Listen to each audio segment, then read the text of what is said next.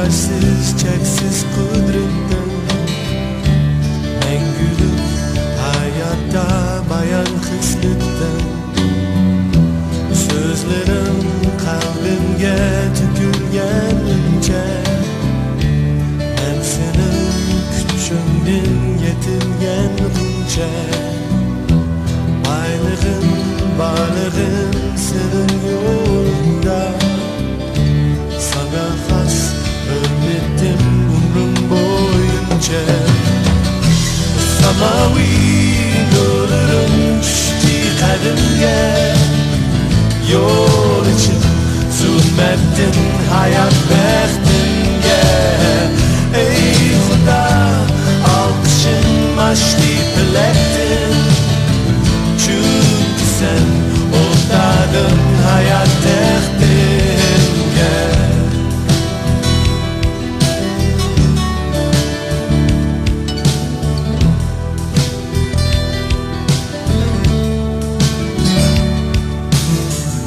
Sen kuyaş, hakikat senin hünnütten Sevgi ve şefkatin ayan kıymetten Tügemez, tengdorsiz, cheksiz kudrettin Mengülük hayatta bayan hislettin Sözlerim kalbimge tükülgenimce Ben senin küçüğünden yetilgenimce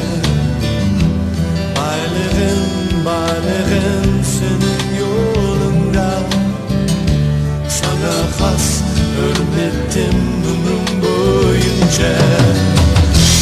Samavi nurlarım düştü kadimge Yol için zulmettin hayat bektimge Ey Xuda alkışın maşli bilektin Çünkü sen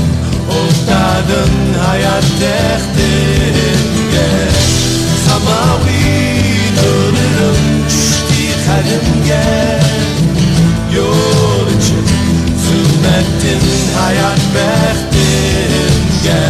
Ey Allah alkışın maşli bilektin Çünkü sen ortadın hayat tektimge Çünkü sen ortadın uluk tektimge Çünkü sen ortadın hayat tektimge